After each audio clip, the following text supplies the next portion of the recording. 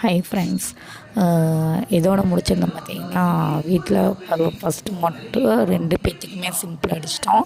அப்புறம் தான் எங்கள் குலதெய்வ கோயிலில் வந்து மொட்டை அடித்து காது குத்தினோம். சித்தி தான் ஜோடு எடுத்து போட்டாங்க. அப்புறம் பார்த்திங்கன்னா விசேஷம், இந்த பொங்கல், தீபாவளி, இது மாதிரி பர்த்டே இது மாதிரிங்கிறப்போ வந்து அம்மாவும் ட்ரெஸ் எடுத்து கொடுப்பாங்க, அக்காவும் செய்வாள். இவரும் அந்த டைமில் வந்து ட்ரெஸ் எல்லாம் எடுத்து கொடுப்பாரு.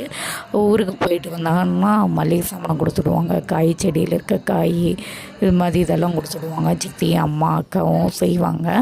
அப்புறம் பாப்பா கையில், தம்பி கையில், எங்கள் கையிலெல்லாம் காசு கொடுப்பாங்க. அந்த காசை வச்சு நான் வீட்டுக்கு சின்ன சின்ன எனக்கு என்னென்ன தேவையோ பார்த்து நான் வாங்கிக்குவேன். அப்புறம் பார்த்திங்கன்னா என் வீட்டுக்காரர் எதுவும் செய்ய மாட்டாரான்னு கேட்பீங்க. வீட்டுக்காரர் செய்வாருங்க. மளிகை சாமான் எல்லாம் வாங்கி போடுவார். இருந்தாலும் எங்கள் வீட்டில் கொடுத்துடுவாங்க. அப்புறம் பார்த்திங்கன்னா அவர் தான் அட்வான்ஸ் கொடுத்து வீடு வாடகைக்கு எடுத்து நாங்கள் இருக்கிறோம். மாதம் மாதம் வாடகை கட்டுறாரு, தண்ணி பில்லு கட்டுறாரு, கரண்ட் பில்லு கட்டுறாரு. பாப்பா இங்கிலீஷ் மீடியத்தில் படிக்கிறா, அவளுக்கு ஃபீஸ் கட்டுறாரு. இதெல்லாமே நான் உங்களுக்கு மென்ஷன் பண்ணிடுறேன். அப்புறம் பார்த்திங்கன்னா அவர் செலவு பண்ணுறாரு, இல்லைன்னு சொல்ல. எங்கள் வீட்லேயும் கொடுப்பாங்க, செய்வாங்கன்னு தான் நான் சொல்ல வரேன்.